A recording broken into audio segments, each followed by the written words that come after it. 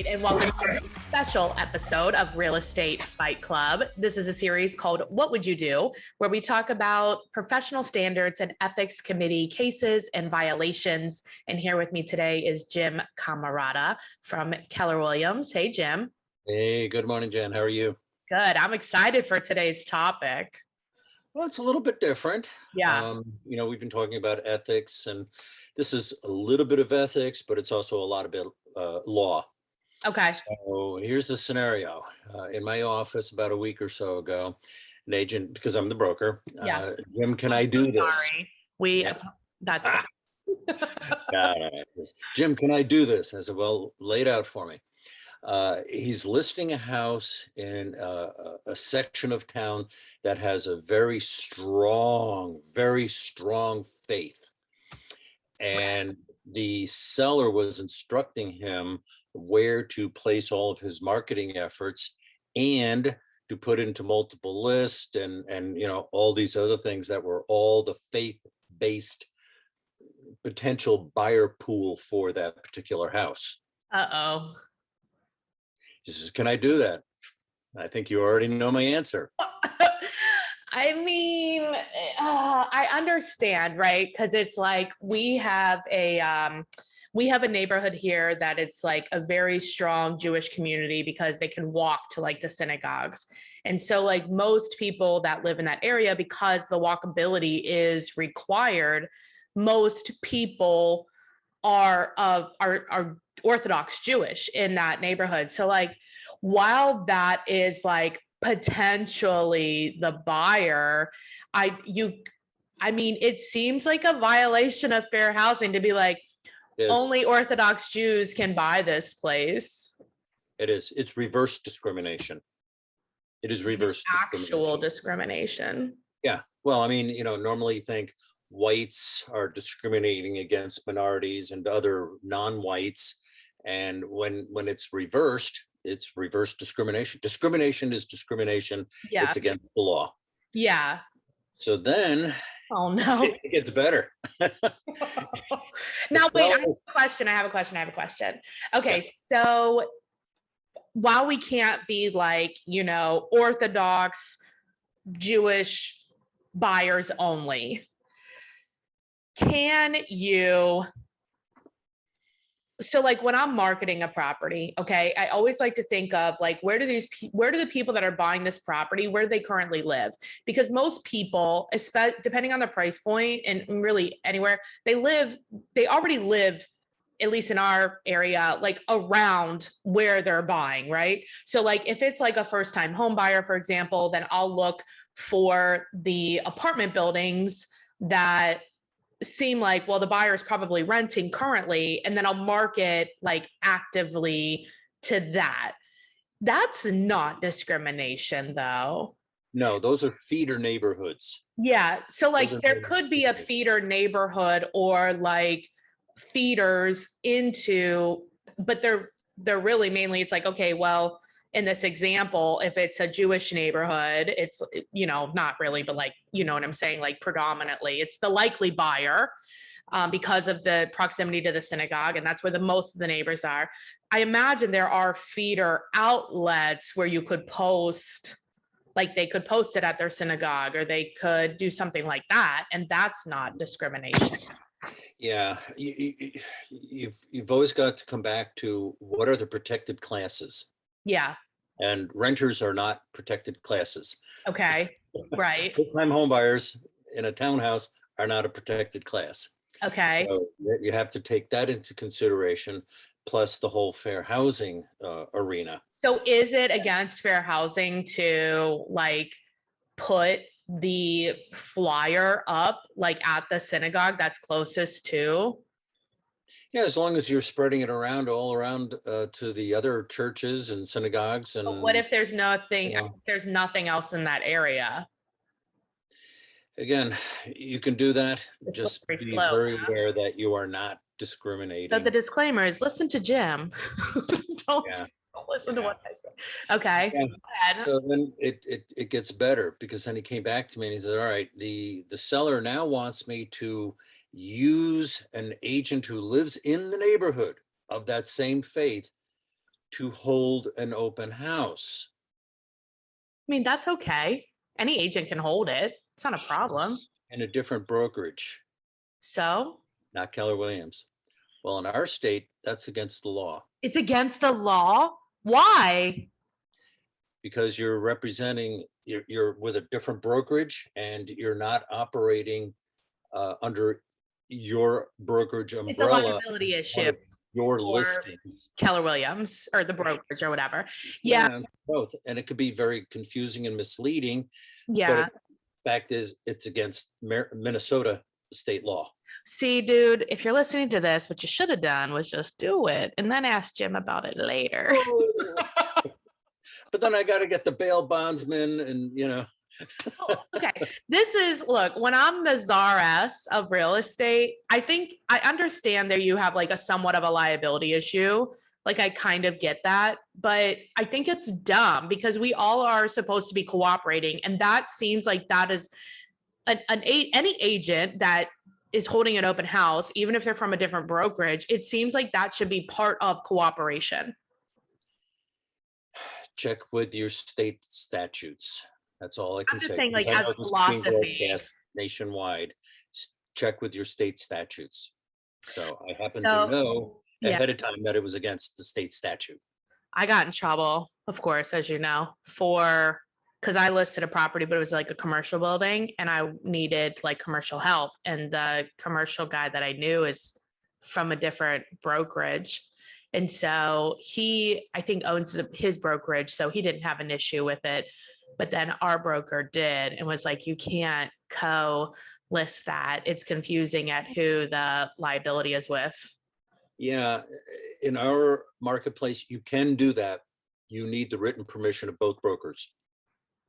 So, because But if as you a don't have the philosophy, it feels for ridiculous. But is it fair? Is it a fair housing violation if they're like, hey, this is a neighborhood realtor, regardless of the agent's faith, it is still a neighborhood realtor, and we want them to hold an open house.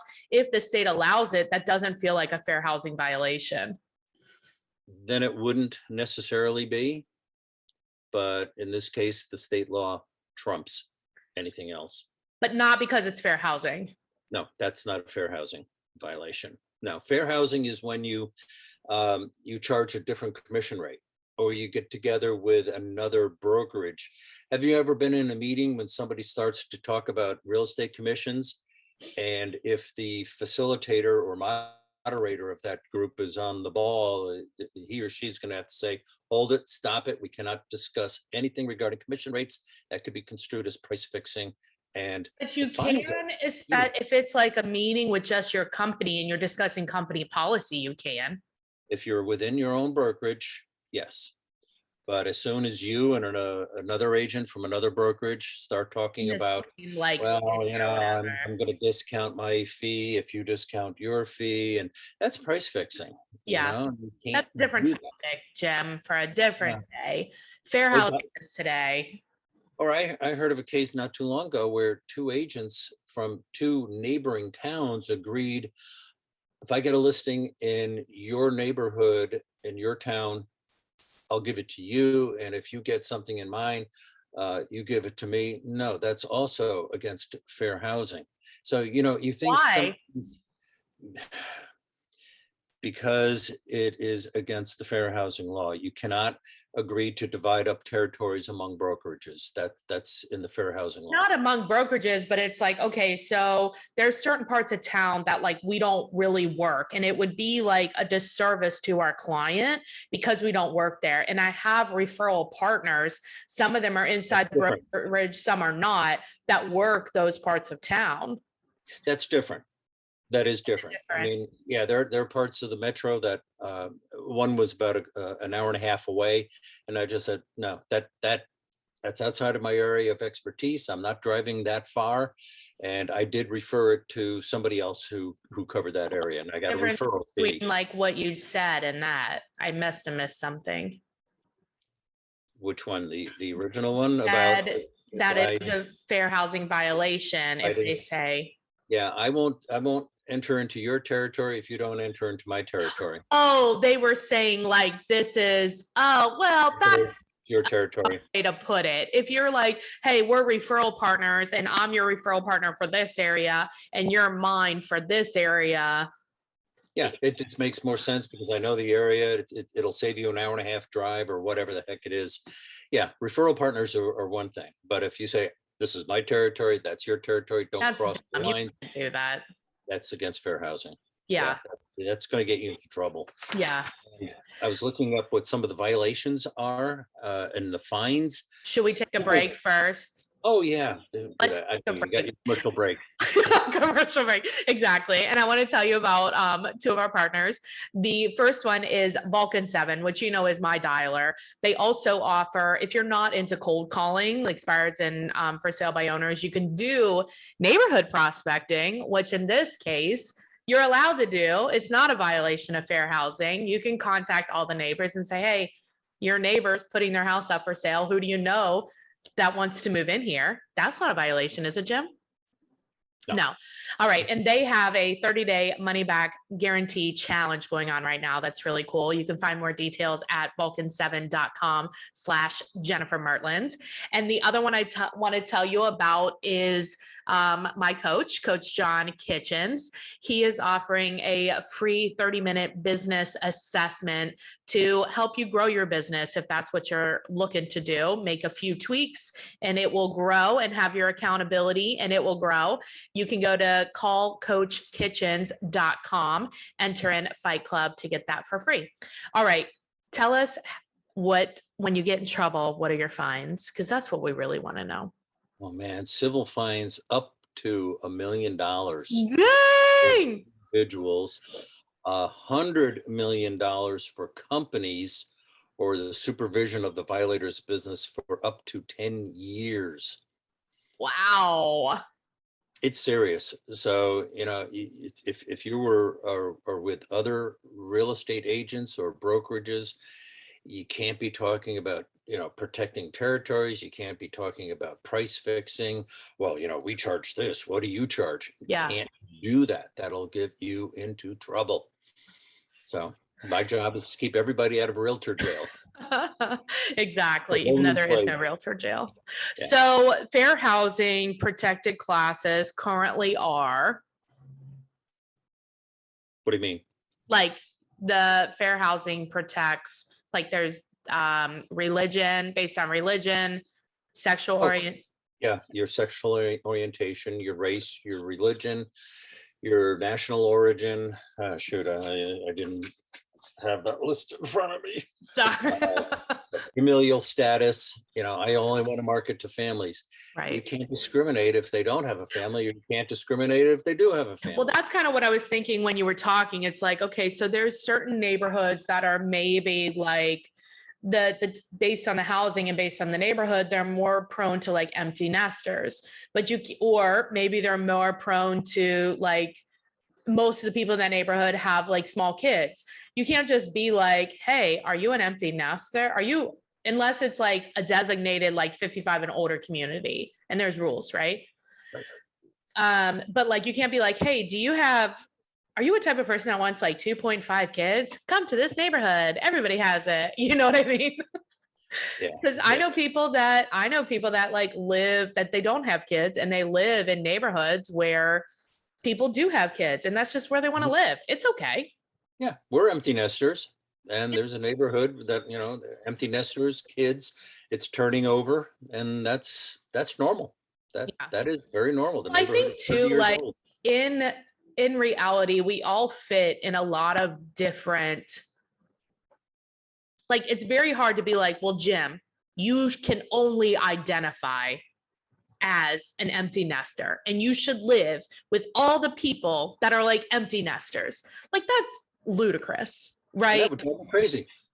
Well, right, because we are all not singular human beings. Like, we have all these facets of like, I don't know. I just think it's ridiculous to be like, oh, so you're this religion, like you should live, or you're this ethnicity, you should live. Like, I mean, people spread out, they live where they feel comfortable, they live where they like, they live based on their lifestyle. And it usually, well, in the Orthodox Jew, Jewish community, there is like a logistics requirement, right? But for the most part, there is not like that requirement. Right. And so when you're advertising, are you close to schools? Are you close to religious worship, faith worship buildings? Mm-hmm. You can't specify, which one is which. Right. So you're within walking distance of restaurants, schools, places of worship, it's Yeah. keeping it real generic. So you're not discriminating against any national background, any religious What's faith. ridiculous? It's like, oh, you can't live here because, like, you can't live downtown in a high rise because you have kids, and most people in the building don't have kids. No, that's not right. Yeah, I mean, if you want to live downtown and Live it's 2 downtown. bedrooms and you got 3 kids, That's a somebody's going to be sharing a Well, bed. but there are requirements, and I think I don't know if this is a state thing or a federal thing, there are requirements of number per people per bedroom.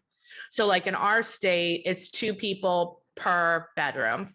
So like if you have a 2-bedroom place, you can't have 5 total people, regardless of age. It's always best to check with your local municipality. Is this a legal bedroom that's downstairs in the lower level? Right. Well, what constitutes a legal bedroom in this community may be different from that community. Yeah. For some, it's you have to have a closet. For some, you have to have an egress window. Yeah. So check with your local municipalities. Check with your Yes. state laws. Ask Yeah, your broker. yes. Ask your broker. Yeah, stay out of jail. Or just get in trouble and see what happens, Jim? Oh, Choice. It's a choice. It's always easier to ask for forgiveness than permission, Jim. Come on. Not in some of these cases. Definitely $100 million sounds like a lot of money. Yeah, For that is a lot of money. For what? And we've talked about the ethics penalties in some cases. The max in our state is $15,000. Okay. That's still a chunk of change. That's a lot. I do like, let's talk about, so let's say you have a client, a buyer or a seller that expresses like the need to be in either like, let's say a buyer expresses the need to like be around, say, people of their same race. Okay. And there's like, I don't know. I mean, how would you handle that? Like, what would you say to them? I can't. If you want to check out the ethnicity of a neighborhood, get in your car and drive it. Yeah. Ask your friends. Yeah. You have to tell me where you want to live and I will help you find a place. Yeah. Somebody that I'm working with right now has to be within walking or like a sexual orientation or whatever, within a what? A bus line. Okay. Because he can't drive and he needs a bus transportation to downtown. Transportation isn't a protected class. It is not. But he told me where he needs to be. And the same thing, if a buyer client says, well, I want to live. Right. Fine. I'll find you a place there. Right. But don't ask me to red line. Don't ask me to steer. Right. Because of any of the protected classes. I'm not going to do it. Yeah. And then I think if you have a seller that's like, I only want to sell to a family, or I only want to sell to, people that are older than 55 and it's not a 55 and older community or whatever, right? Or whatever. I only want to sell to this religion, this race, whatever. When people say that, you have to decide for yourself, like, is this somebody that I want to work with? Because that is not a workable request. I had that just the other day. Jim, we don't want to sell to a developer. We don't want to sell to, Developers aren't protected class though. That's based. No, but they're saying we want to sell this to a family. This is who we want to sell this house to. And I said, everybody's money is green. But if that person said, I don't want to sell to a developer, you could honor that request. That's not a protected class. Not a protected class. So like if an offer came in from a developer, they could reject it. They could reject it, but I'm going to market it to everybody. Yes, and see what happens. I will present all offers, and then it's their decision as to whether they want to accept it or not, terms and conditions, as long as they're not discriminating. Yeah, well, right. And that brings to an interesting point. Like, should then the names be off of the contract? That's another good question. We should probably have that discussion some other time. Let's do it. That is a good one. I like it. All right, Jim. Fair housing is a deep topic. I imagine it's going to come up again. If people if people have a referral for you in Minnesota, they want to talk to you, what's the best way to get a hold of you? 612-562-7461 or Jimcamarata@kw.com. Easy peasy. Thanks, Jim. All right. Thanks, Jan. Bye.